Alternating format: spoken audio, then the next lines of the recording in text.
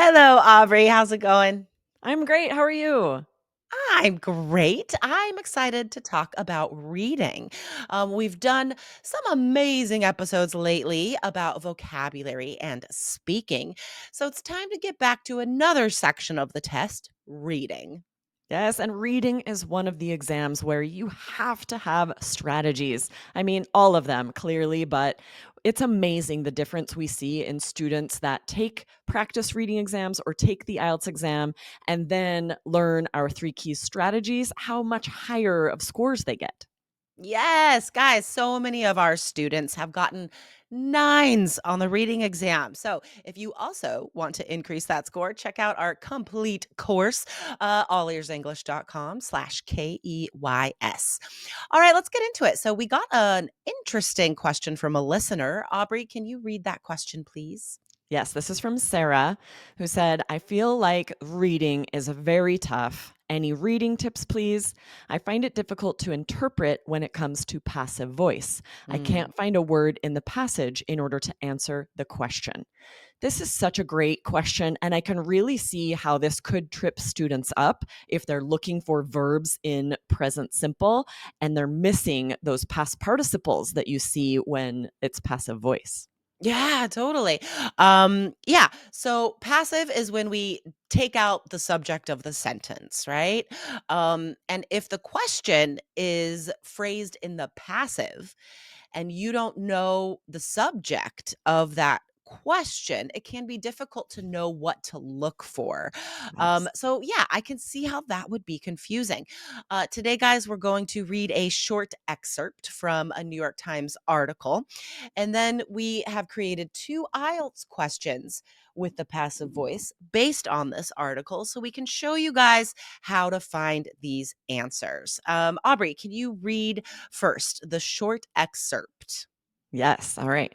Traveling off season, booking early, playing with flexible dates, and going somewhere off the beaten path are tried and true budget travel strategies. But each year brings traffic patterns and perennial sales that can cue savvy travelers on when to book and when to travel. Whatever the timing, it pays to shop for travel during low demand spots on the calendar well in advance. That means usually booking domestic airfares 30 to 60 days out and international trips 3 to 5 months in advance. Reserve lodgings ahead too, but make sure they are refundable so that if prices drop, you can rebook at the lower rate. Okay, so that would be a beginning of a reading passage, right? The reading passages on IELTS for the academic test, at least, are always going to be a lot longer than that. And you know what? It just occurred to me there is so much great vocab in that passage that I think next episode, we're going to talk about that travel vocab. Yes, absolutely. So be sure to hit follow so you don't miss it. All right, let's get into a couple questions based on this article. Aubrey, what is the first question today? All right. Our first question is, how can money be saved while traveling? Choose three answers. And then we have five possible answers.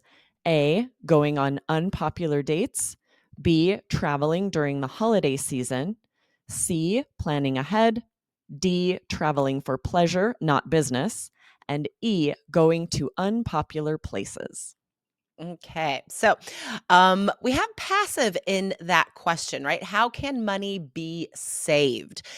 Now, that's tricky because that is the parallel expression for budget travel strategies in that first sentence, right? Exactly, right? And if you are very used to just present tense, you would expect the subject here. How can you save money? How can one save money, really? But if you're Mhm. used to looking for passive, this is a really great exercise to prepare for the reading exam. Then when you say, be here, see, when you see be saved, that's going to trigger like, okay, money is saved. I need to look for parallel expressions for cost savings. Yes, awesome. All right, so let's get into the answers here. Let's go one by one. So, A, going on unpopular dates. Is that in the passage? So we did hear, I keep saying hear because I'm thinking of as an audio, but read. You It could be read. listening practice today too, for Yeah, sure. right. It's both, really. So in the passage, you would have seen traveling off season. And then again, perennial sales that can cue us when to book. So there were a few places where you heard, and then calendar, low demand spots on the calendar. So all of Yes. these are parallel phrases for times that are not high demand, which, though it doesn't explicitly say that, we know that holidays are the highest demand for traveling. Totally. So A is definitely one of the answers, but we need two more. So what about B, traveling during the holiday season? Do we see that in there? Right. And this is the opposite of that, right? You're seeing all of this about low demand. So we know that this would not be the holiday season. So you don't see it in the text, and this would not be one of the options. Exactly. What about C, planning ahead? Is that in there? Yeah, we saw booking early. So, if you would want to have read these options ahead of time and you're listening for something to do with planning ahead. And when you hear right at the top or when you see it right at the beginning, booking early, I keep wanting you to have heard it. You did hear it, right? Because you're on a podcast. But when you're I reading know. the passage, Guys, this is why it's tricky to cover reading on in an totally. audio medium.